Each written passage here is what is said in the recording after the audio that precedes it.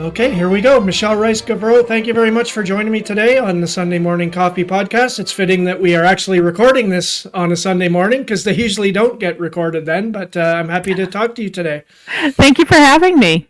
And, you know, I talk to a lot of different people in a lot of different walks of life, and most of them, their story doesn't truly start in regards to what we're talking about until, you know, maybe a little bit later on in life, their career or what have you. But with you, your story actually starts at the very, very beginning of your life, pretty much. So let's start there. Let's talk about where you were born and the circumstances that led to you then being adopted by a family in Connecticut.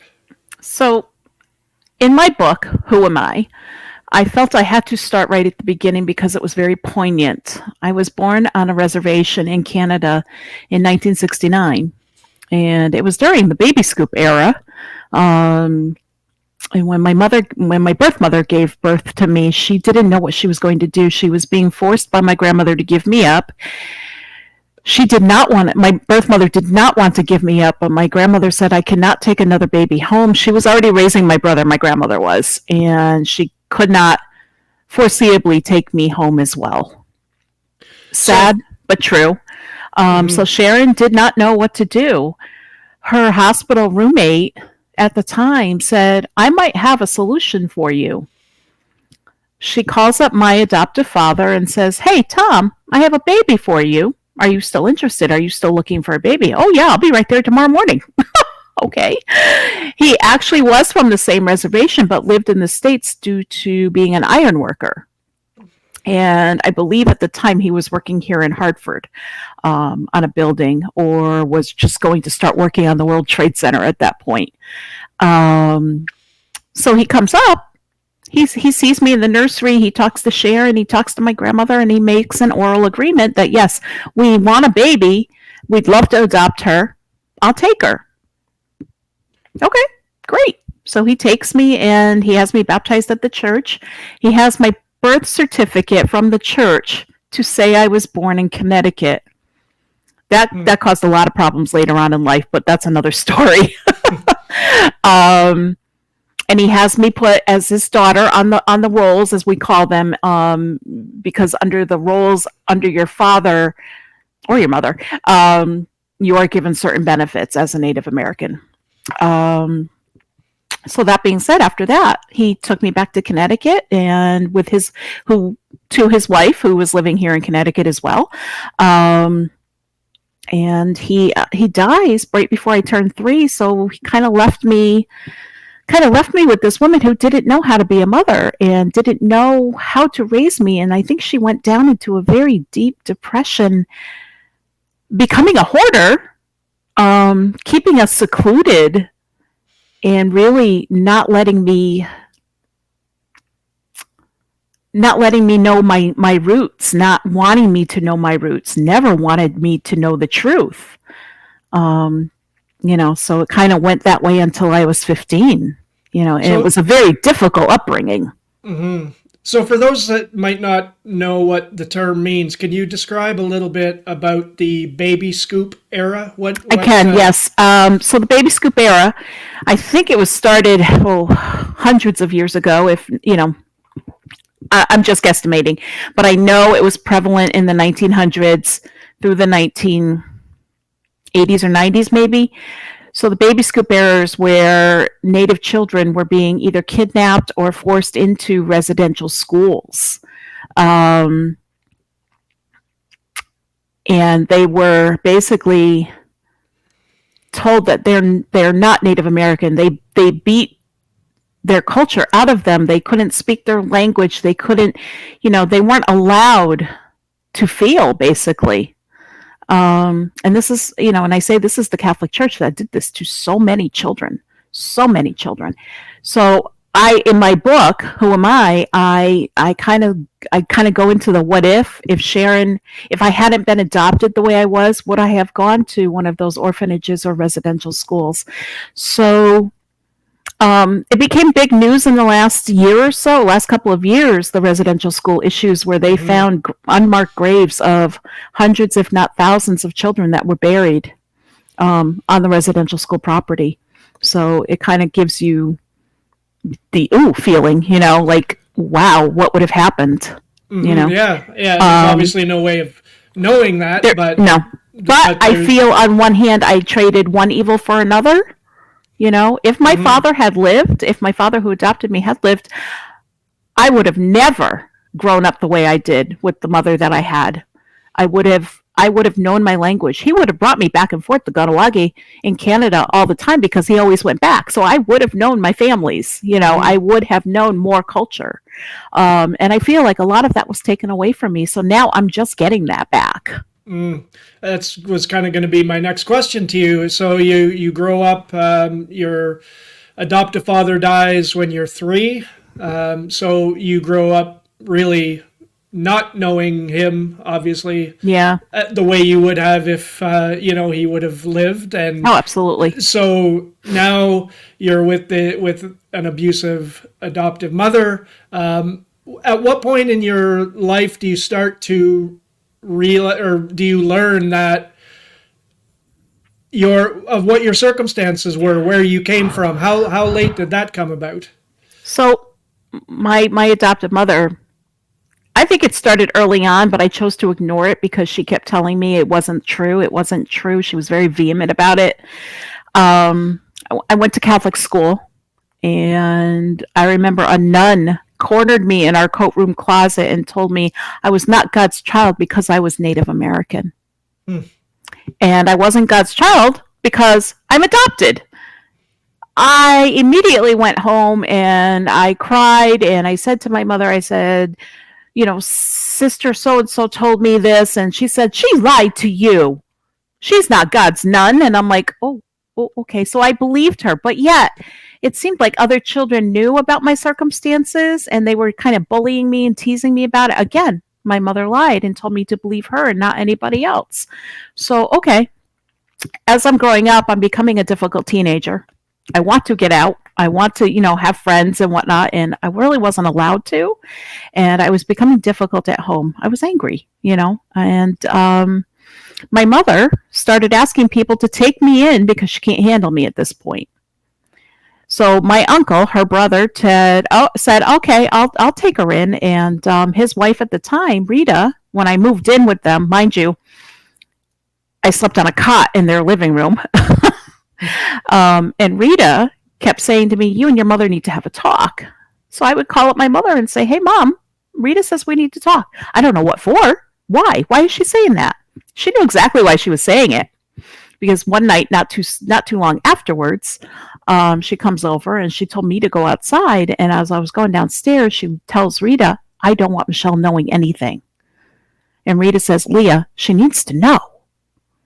So that being said, I just went outside. I didn't hear the rest of the conversation. It was probably a few days later where Rita took me out to dinner. Just me. She didn't take any of the other kids that we were living with or anything like that. And she took me out to this nice Italian dinner, and she said, I'm going to tell you a story. She proceeds to tell me the story, but exaggerated the circumstances. She said, oh, your birth mother had to give you up because there were 7 or 8 other babies that had to be fed. And that was not the truth. But she made it so that it was a little bit entertaining. But at that point, I was like, so it is true. It really is true. So, of course, I didn't sleep that night. I probably didn't sleep for like 2 more nights. And Leah and I were in family therapy at the time. And I had called her and I said, we need to have a talk. And she all of a sudden got very quiet on the phone and said, who's been talking to you? I said, no one. I said, we just need to talk. Okay.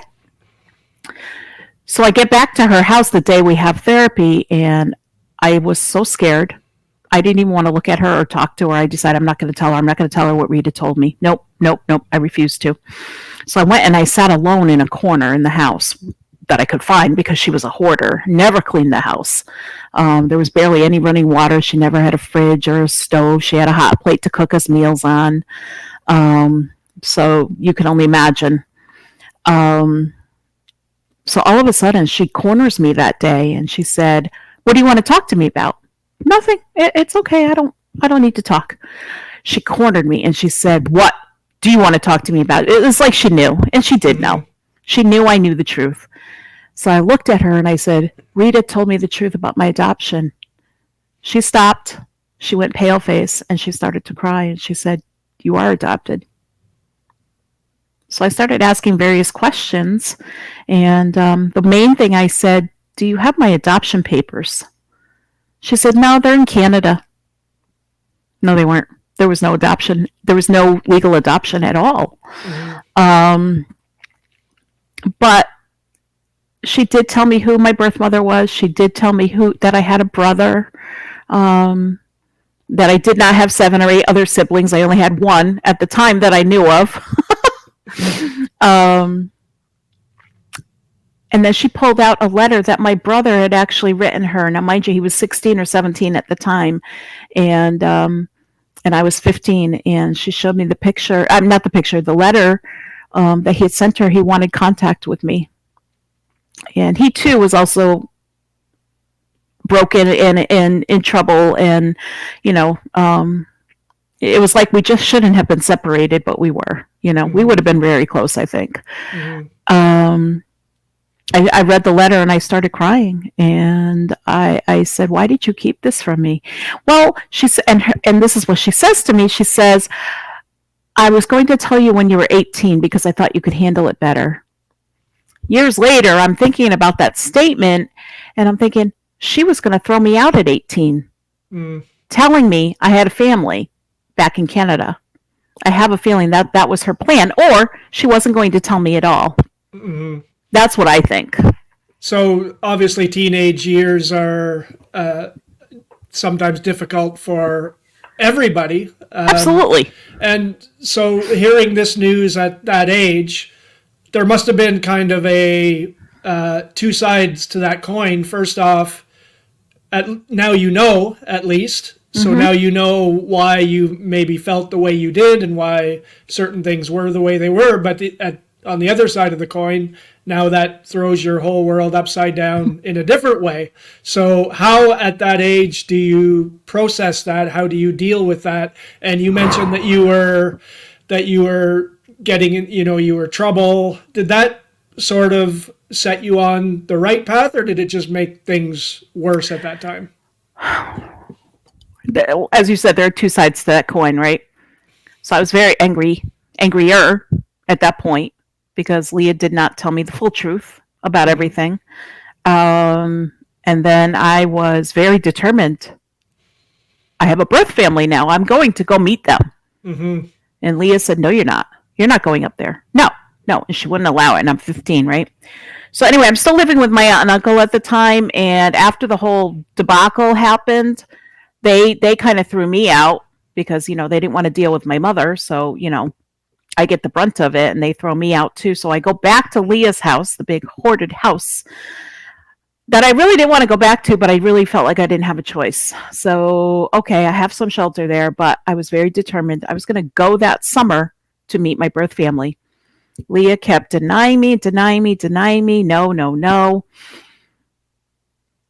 I forced my way up there. I said, I want to meet them. I have a right to meet them. I said, Sharon's my real mother. That kind of hurt Leah's feelings, because she always said, I'm your real mother. And I'm like, no, you're not, But she finally relented, and she finally said, okay, I'll buy you a bus ticket. You can go up to Montreal. You can go and visit your birth family and meet them. I sure did. And what I didn't realize was that there was a culture shock living on a reservation. I did not realize what that was all about. It really is all about community. It's really about taking care of each other. It's a beautiful town, right off the south side of Montreal. And it's just, even when I go back today, I always feel like, oh, maybe I should move back because it's beautiful up there. But I had a big family that I was taken away from. I met just about everyone that summer, and it was fabulous. But then I had to go back, and I almost didn't want to, but I started missing Connecticut, and I started missing Leah. And I was like, oh, why am I doing that? But yeah, I was missing her, So anyway, it was a wonderful summer, met many people. I still have my family today. I still keep in touch. And I go back, And my mother, Leah, absolutely does not want me. Absolutely does not want me. She comes back to the bus station. She picks me up. She says, "Oh, I have a surprise for you." And I thought, oh, maybe she fixed up the house. No, it got worse. And she actually put a ton of her stuff in the little corner that I slept in and said, "I don't want you here anymore. You're leaving tomorrow." I just got back from a 9-hour ride from Montreal. I was so tired. Mm-hmm. So we had a big fight. We went to therapy the next day, and I was allowed to stay after that, but I had to do everything she said, no matter what. Otherwise, I was going to be out. She didn't care. But 2 months after that, we ended up having a big physical fight, and I ended up going out with the police anyway because she was going to murder me. So I left, and that was the end of that. I never went back into that house until I was at least in my 30s because she ended up needing help herself. Mm-hmm. So I left. I went into foster care for the rest of my teen years. And I have to say I was very grateful for it. The first foster home was not that great, but the group homes I went into because I needed structure in my life, which something I never had, gave me something, and that was a gift. So I took it for granted back then, as any teenager would, but today I'm very grateful for that. If it weren't for those group homes, who knows, Mm-hmm. And you mentioned the culture shock about going to visit your family for the first time on the reservation. So to talk about that a little bit. Was it what exactly was the culture shock? Just was it the way of living? Was it the sense of community that you mentioned? I guess there was a bunch of things that went into it, but just talk a little bit about that. I think it was everything you just mentioned and then some. When I first went to the reservation, I was like, wow, there was still some old houses still standing, from way back when. The church is still there from the 1700s. It's a beautiful church. There's a seaway where you see ships coming down. It was just beautiful. And the sense of community was amazing to me. The food, I mean, we all eat the same foods, right? But there's a different way of making foods. Like they make meat pies, or they'll make something else. They'll do different things with vegetables, and a lot of stuff which is still the same that we eat, but sometimes different. I absolutely adored it all, and I adored meeting people and taking part of their powwow. Native Americans, we have powwows where a lot of natives get together and dance around in a circle or around the fire, and we honor the earth and we honor each other. And the drum, I love the drum. That it just sends our spirits soaring. And the one great thing on the reservation, and it's still it's so funny when you go to the reservation. If you're going to meet people, you kind of need good directions because there are no street signs whatsoever.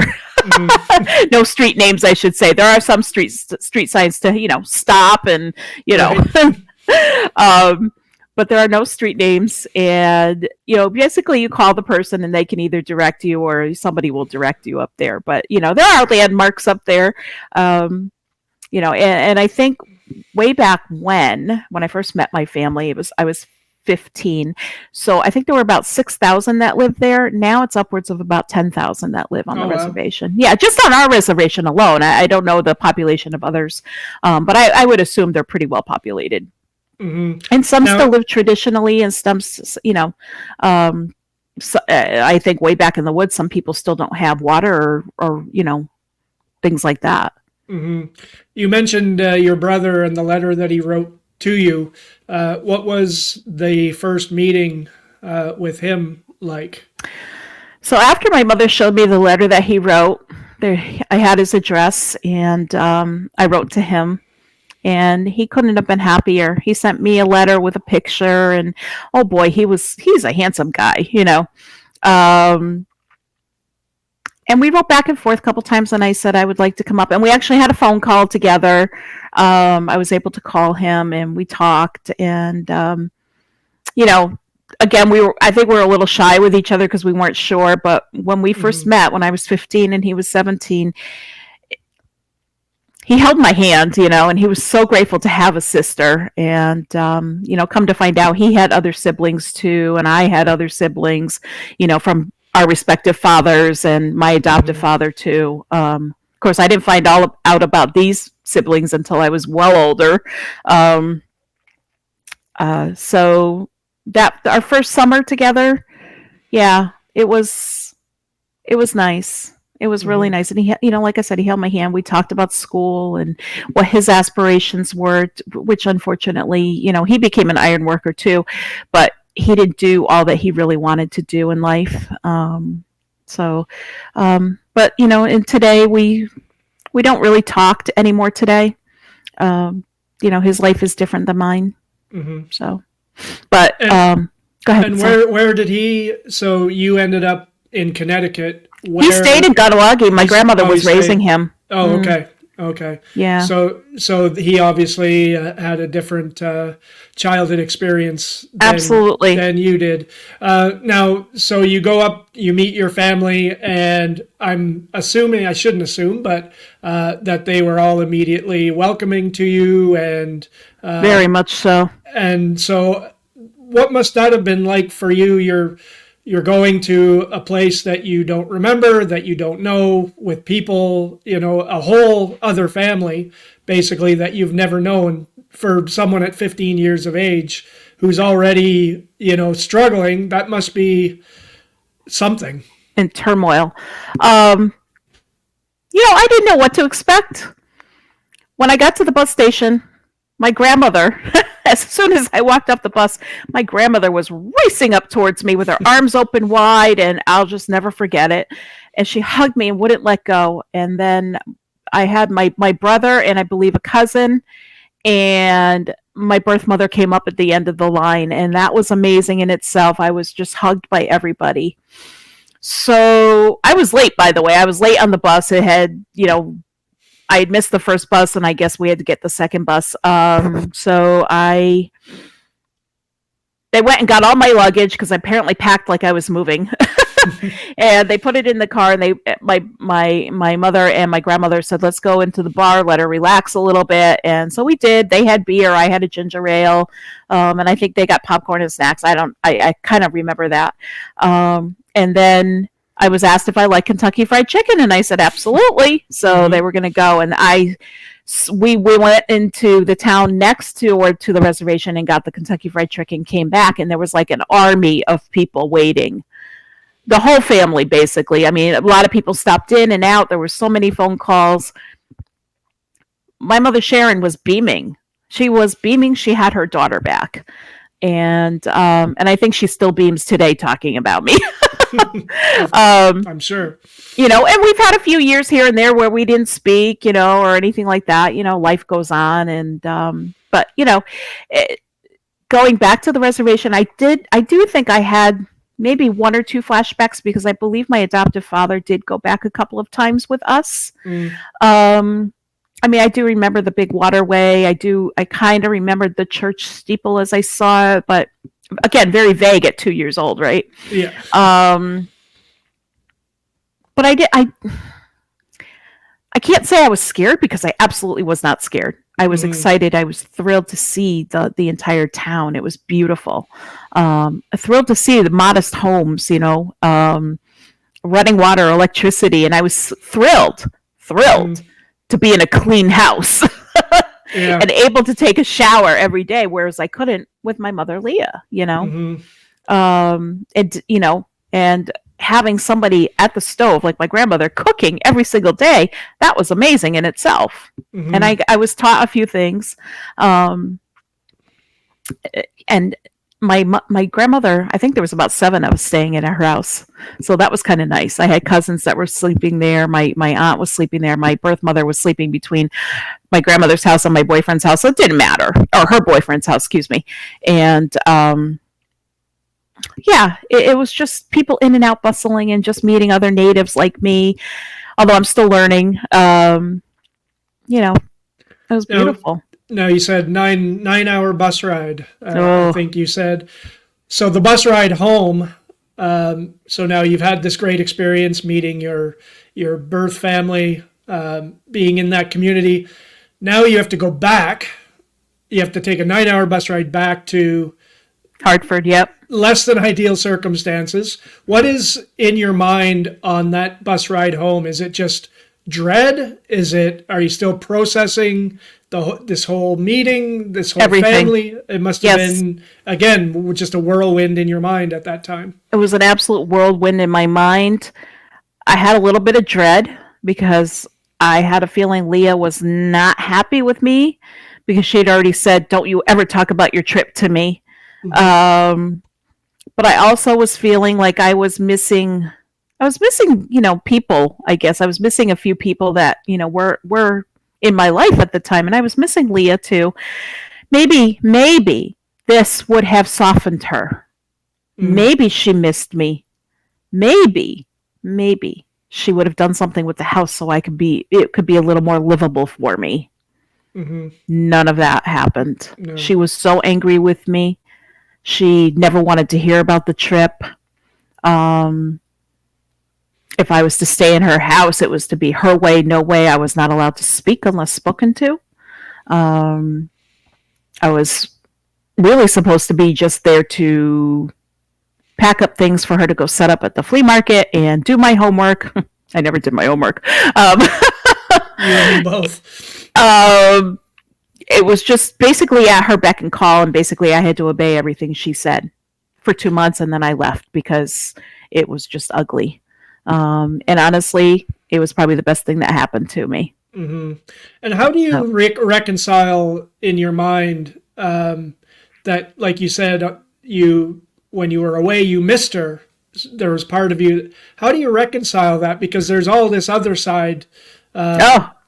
But yet you still miss this person. Like that's because she was my mother. I mean, she purported to be my mother. She's my mother. Maybe. Oh man, maybe there would be some joining there. You're maybe hoping for some kind of praying that there would be some forgiveness on her end and on my end, and maybe we could have a better relationship. But she didn't let that happen. She didn't want to. She was just.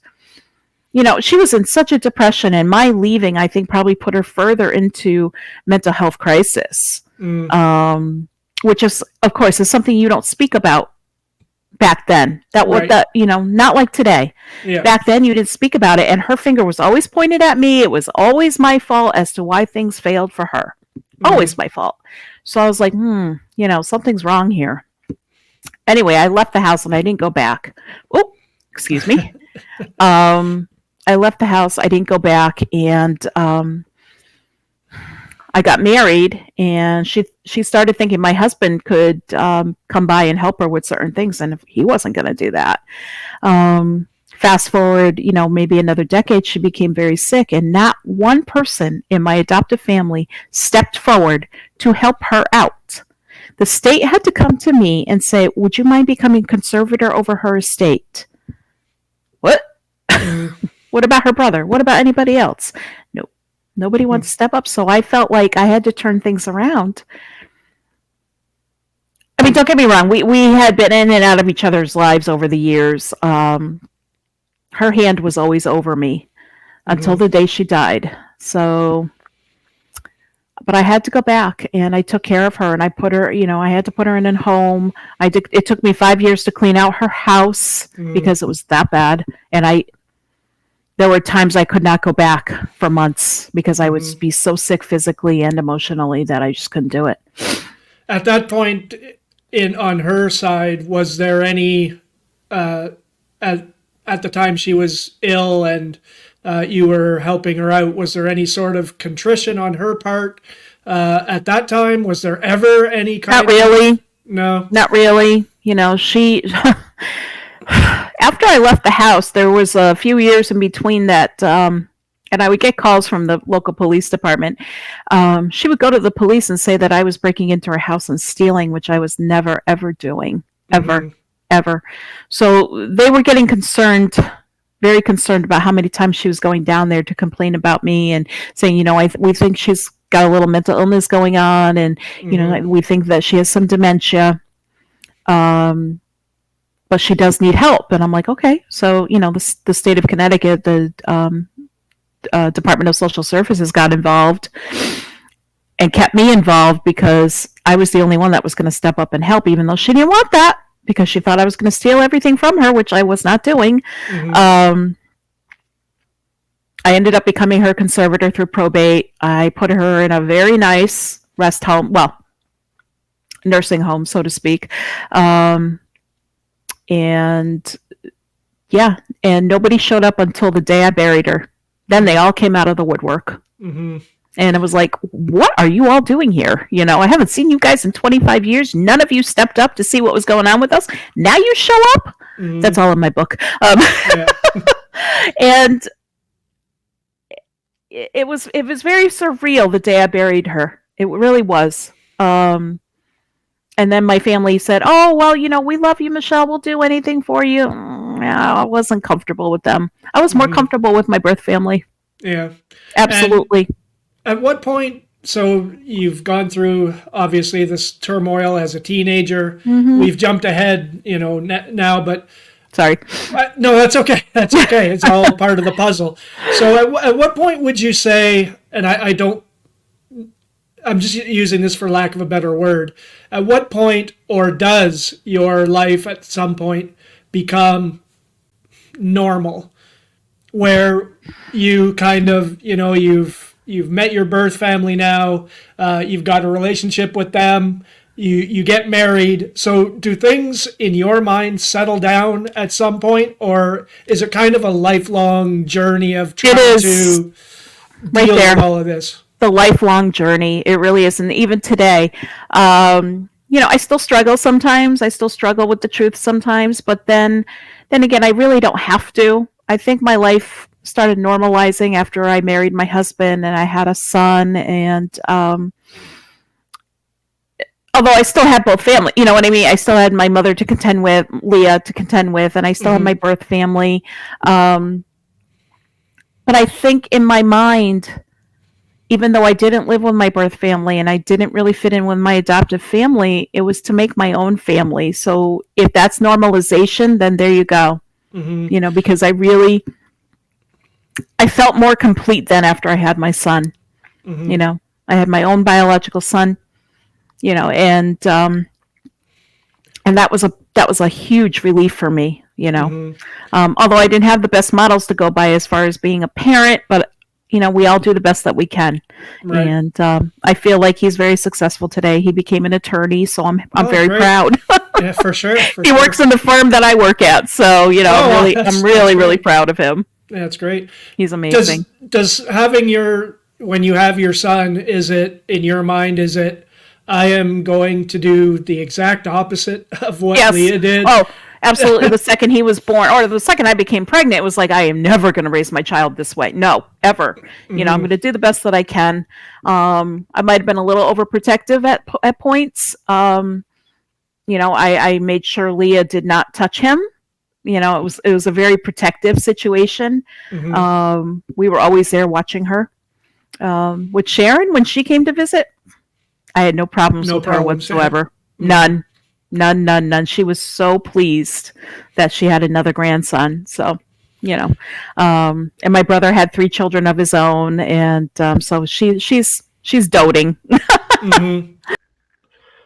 Hey everybody, this is Scott, the host of the Sunday Morning Coffee Podcast. I would like to invite you to support the show through our Patreon page at patreon.com/smcpod. That's patreon.com/smcpod, where for only $4 per month, you can get early access to episodes and members-only content. Once again, that's patreon.com/smcpod, and I thank you for your support. Now, obviously, having good role models for parents is incredibly important. Yeah. But in a strange way, having not a good role model almost is, I'm not going to say it's good, but at least you have a blueprint of what not to do. I have a big blueprint of what not to do. I think I had a role model in the foster parents that came into my life that took care of me during my time in the group homes. These foster parents were incredible. They wanted to adopt me, but the state said, no, she's too old. She needs structure. Mm. Anyway, they adopted 5 other children. They had one of their own, but they were also the co-founders of what we call the Connecticut River Powwow Society.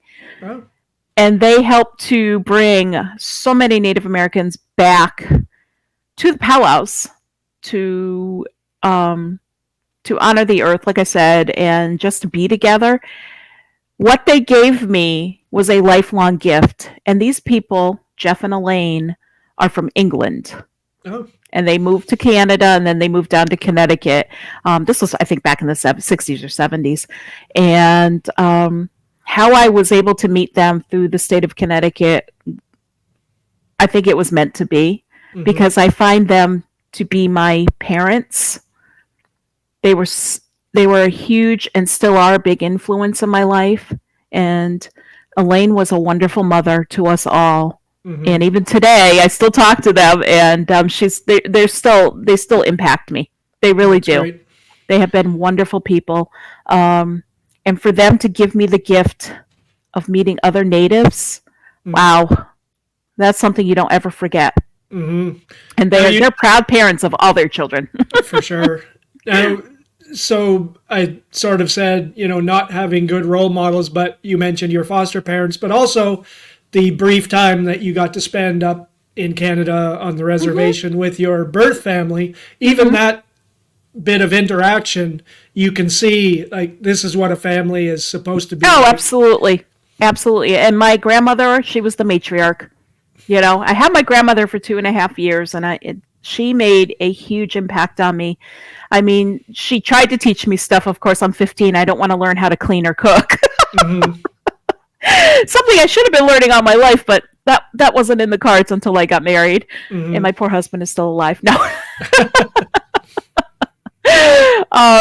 Anyway, my grandmother was a huge influence on me, and Sharon too. I mean, she knows how to cook and clean, and and she was just a loving person. And my grandmother used to write me letters all the time, and just would tell me things, and tell me not to be fearful, and tell me to just take every day with gusto and things like that. But it was her soups that I really enjoyed.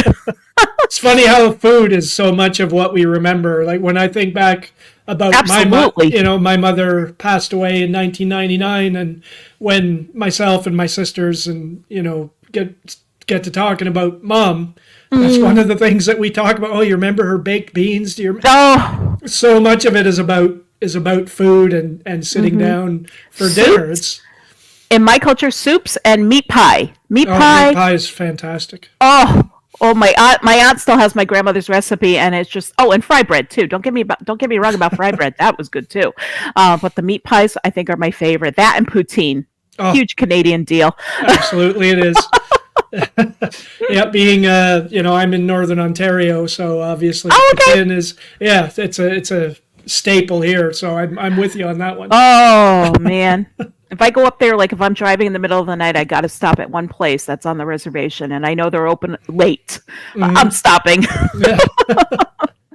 So now you've I'm trying to bounce around a little bit here. Now let's talk a little bit about your Native culture and you learning about that, because now you've got a new family you're learning about, but also a whole new culture that you are a part of that you have no idea about.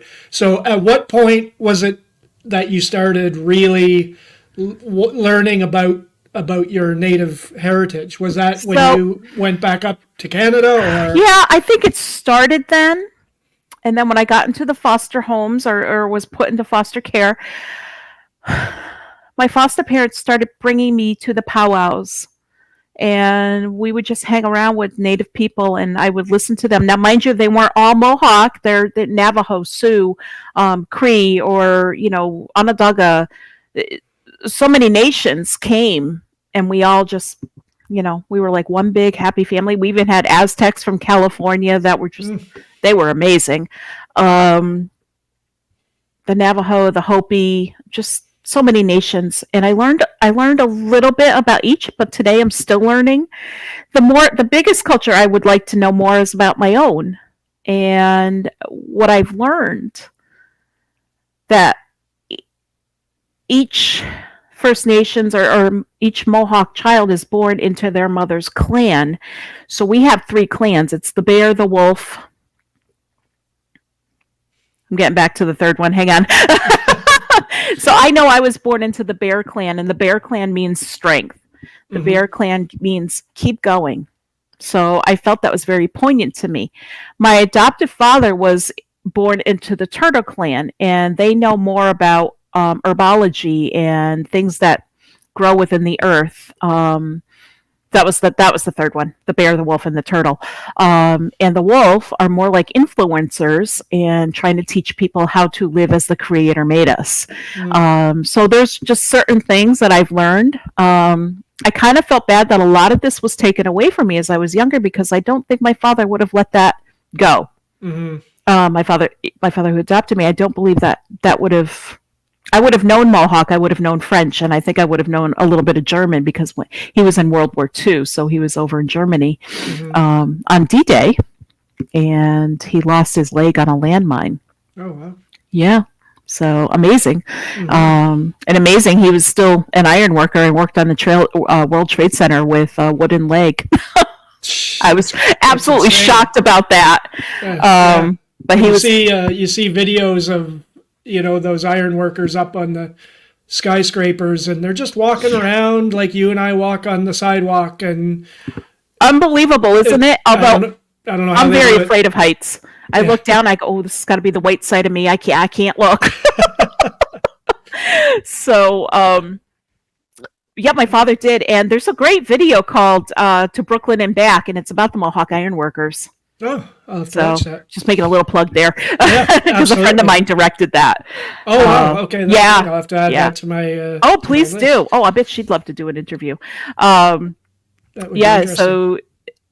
So it was amazing. He really was an amazing man. So I don't think he would have let anything go with me. Whereas Leah just kept me in seclusion and just basically took everything away from me. She cut off all contact with his family. And I remember finding letters and cards from his family saying, if you need a break with Michelle, please just send her up. We'd love to help take care of her and whatnot. Nope, she didn't let that happen, which was sad. Oh, absolutely. It sounds like a strange kind of, place where she wanted nothing to do with you, but wanted complete control at the same time. Absolutely. That's exactly what people have said. She wanted complete control, and she lost that when I turned 15.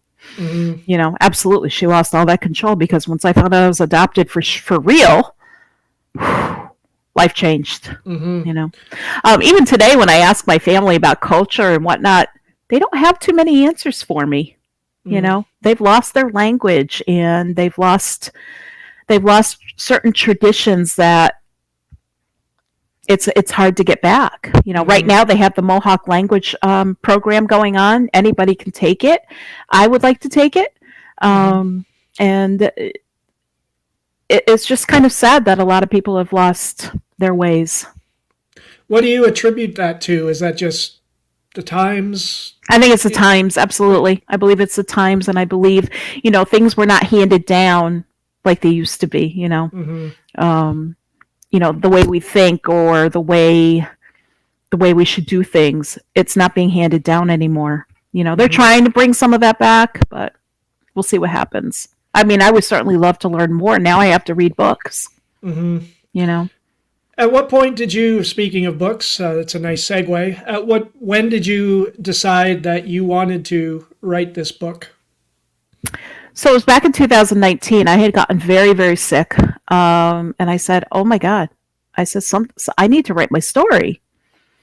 But then I was okay. I was fine. The doctors gave me a great clean bill of health. And I said, all right, I'm going to keep going with my story. I had been hearing about so many other adoptees and their stories.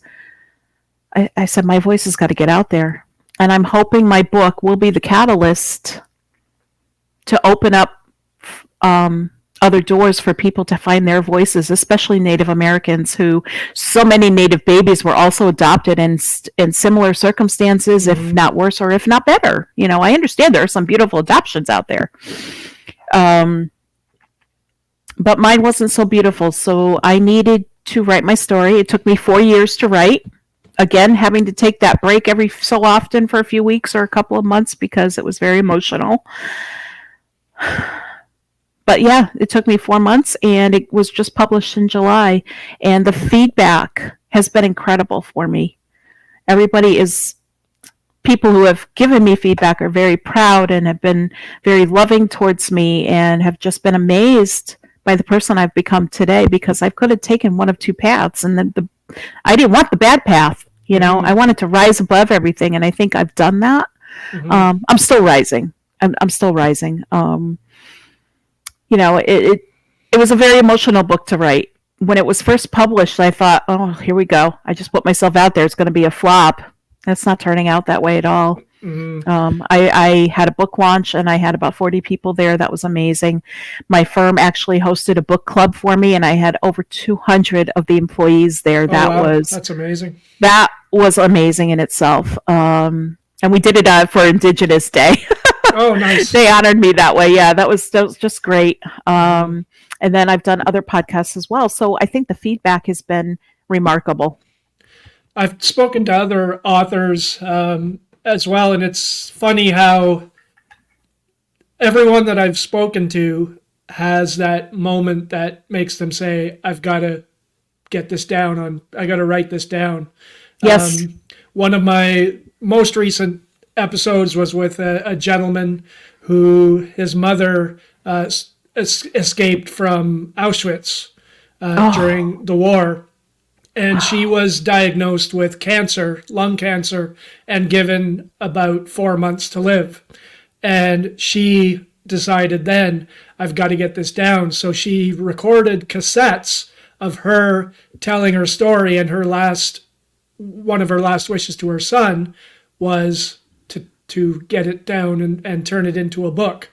So, and other authors have similar stories. So it's kind of amazing how so many authors have that moment. Absolutely. I mean, I had a very bad sepsis infection, and it was one of those things that, how am I going to do this? So I was in the hospital, right? And of course, I hadn't been intubated. They just caught it very early, but I was in the hospital for almost 3 weeks. And I said, I've got to do this. So my husband brought me my laptop, and I just started typing away. Now, I may be a legal professional, but I really didn't know how to put two sentences together as far as my own life goes, right? So I hired an editor who was a friend of mine, and she really helped me dot my I's and cross my T's, and we really got it to where it is today. And, I thank her immensely, and the publisher that I went through as well, which is a self-publishing company, but they were phenomenal in helping me get published and become who I am now as an author. I guess the hospital's as good a place as any because what else are you doing? What else are you going to do during your day? Might as well write. Yeah. And you've got wires coming out of you. Oh, well, hey, I may as well just do this instead of playing games on my phone. That's right. But I also, I wanted my son to understand me more. And he did. He read the book, and of course he was honest with me. He says, Mom, there were some things I didn't need to know, but okay. But now he totally understands me a little bit better, and our relationship, I think, has grown from that too. My son was not raised like I was at all. And I'm very proud of that. I'm very proud of the way my husband and I raised him, and I have to give thanks to my husband too, because in the end, he did save me all those years ago. I find that, the little bit of writing that I do, one of the things that I find about it is that you're at the same time you're telling a story, but also at the same time you're learning about yourself while you're getting this down. Was that the same for you, that as you're getting your story down on paper that you learned some things, or I learned a lot. I learned a lot about myself. I learned that I could take a piece of my story, I can write it down, I can take a break from it and then go back to it, and I'm okay because it was in the past. There were a couple times where I almost, didn't want to go back to it, but I said, no, that's done now. This is your life now. Go back to it. You're okay. So I still deal with my own health on that. A lot of people say how strong I am, and I guess I am, but there are moments. But I'm also still learning about my culture too. So that kind of opened up the segue to another book that I'm writing. Oh, awesome. So whereas so many Native people have lost their ways, I'm going to try to bring back my own version of it, I guess. So we're working on that now, and it's basically revolving around the animals and clans. Call me a little bit weird, but I'm drawn to a lot of animals. Well, that speaks to your culture, right? Absolutely. Like you mentioned, the three clans and the clans, yes. Nature being such a huge part of Native culture. Oh, absolutely. It's literally born into you. It was, yeah. And as I became an adult, I started realizing that more, that animals have so much to do with our spirits.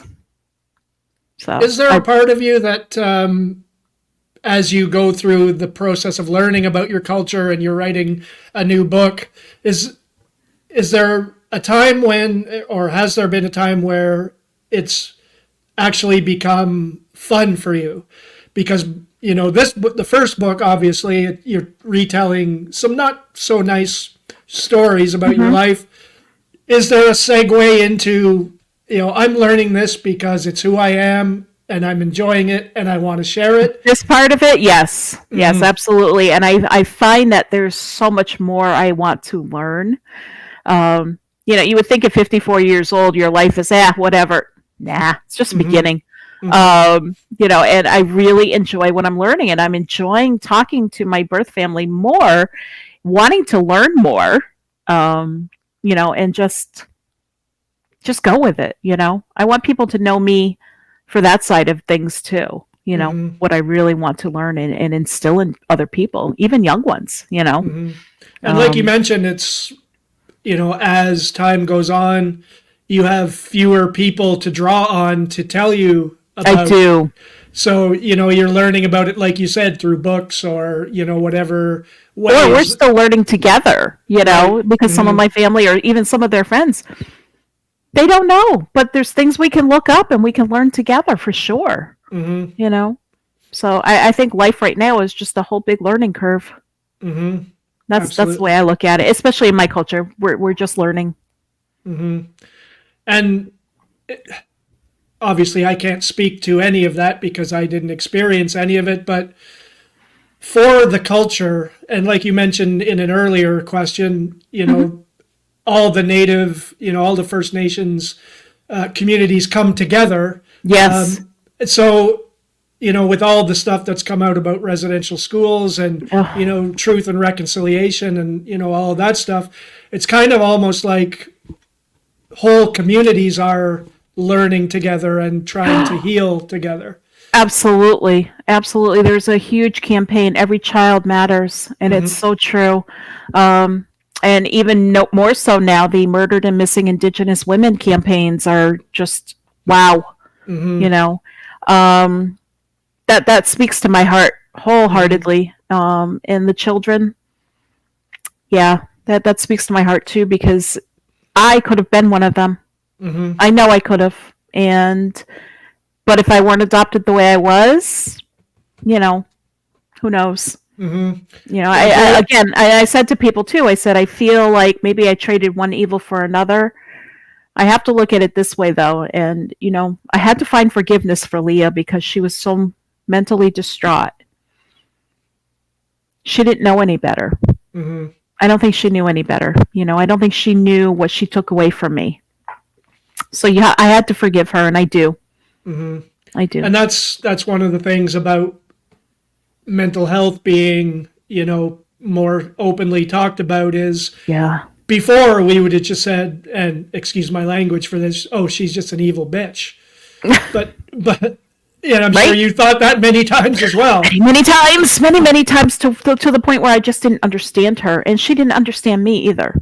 So, But as we get older and as mental health becomes more in focus, I'm sure you've looked and said, yeah, there were definitely other things going on that probably weren't her fault. even in her So, last hours, I was with her. I was with Leah for the last 3 days of her life. I didn't go to work. I stayed by her side the whole time. You know, I held her hand and I looked at her and I said, "Mom, do you love me?" She opened her eyes and she says, or whispers, "I guess." And then she went into the coma and that was it. But that was, at first I was like, "Oh, that hits heavy." And of course, she was dying. Of course it hits heavy. yeah, But then I realized that was the best she could do. I was as close. I was just thinking that's as close as she could get. That's all she could do. And after that, she died. And I buried her next to my father. And, and life went on after that. But it took me a long time to clean out the house. Yeah, I'm sure. Woo! I remember when my father passed, he wasn't a hoarder by any means, but he kept paperwork for everything. Rent receipts back to the 60s and so on. And so I can only imagine. Yeah. Yes. So yes. I can only imagine in a full-on hoarding situation what that must have been like. You must paperwork beyond belief. And one of my sisters said, "Oh my God, you should keep that." I'm like, "No, I'm good. I don't need any more stuff." But I should have kept it because my father was her biological father. So anyway, that's another story. Yeah. I do have 5 other siblings that I did not grow up with. Growing up in Northern Ontario as I did, and I'm, just recently moved back here, I grew up with, First Nations communities and good friends but at that time as a kid, you don't even think about it. They're just your buddies. They're just... Exactly. You don't even think about, oh, I'm white, he's that's not even a thing and it, to me in a lot of ways it still isn't, but as you get older and, I talk to people like you and my best friend, his mother is indigenous and he, he's told me stories that he's told her. And so you kind of start by osmosis, you start learning more and more, about the culture, about the people. And it's, it's fascinating. And you kind of, like you said, you kind of go back and think, oh man, I should have asked questions, back then, but you don't think about it. So it now at, you said you're 54, I'm 53. You're grateful for the opportunity to talk to your friends and your friends' parents and learn a little bit more about that. So I'm kind of doing a very, very, very minimal version of what you're doing in learning about that culture. But so for you diving into it full on like you are, it must be just incredible to learn. It's beautiful. Everything. It is beautiful to learn. And even my aunts, I've talked to my aunts about this and they're like, "We don't know any more than you do." I'm like, wow. So, there are certain things that I still need to ask about, such as how they garden, what they do with the seeds. There's something called, natural seed trading or something like that. Organic seed trading. How they how they get food naturally, things like that. Don't get me wrong, there's grocery stores and of course there are, but I just want to learn what the original times were like, before we are here in the 21st century. Right. Now let's as we wrap up, let's come talk a little bit about the book. Where can people find it? Where can people find you? Website, social media, anything you want to share? This is your chance. I am global. So they can find my book, Who Am I? On Amazon, Barnes & Noble, and actually on any book-selling platform around the world, from what I understand, through my publisher, BookBaby. And my website is michellegauvreau.com. They can also find me on Facebook under my name, which is Michelle Rice-Gauvreau, or they can look me up on Facebook under a page called I Am an Adoptee. And that's about all I have right now. I think we're working on something else for Instagram, but that's later on. But yeah, so I'm very well findable. That's great. Well, I'm looking forward to picking up a copy of the book and reading Oh, it. And thank you. it's been a lot of fun talking to you, and I've learned some things that I didn't know, Good. which is the reason I kind of do this. I like talking to people and learning new things, and so I appreciate your time today. And good luck with this book and with the next one as well. Thank you. The next one should be out in about a year. We're really fine tuning things now, so I'm looking forward to that as well. And hopefully people don't think, but no, it's just my learning. That's great. And if you want to shoot me the name of your friend that made the video of the film about the ironworkers. I will, absolutely. Yeah, I will do that. Conversation too. Oh, good. She'll be thrilled. Well, Michelle, like I said, good luck with everything. Thank you for your time today. And, Thank you, Scott. It's been a pleasure. Absolutely, same here. We'll talk. We will.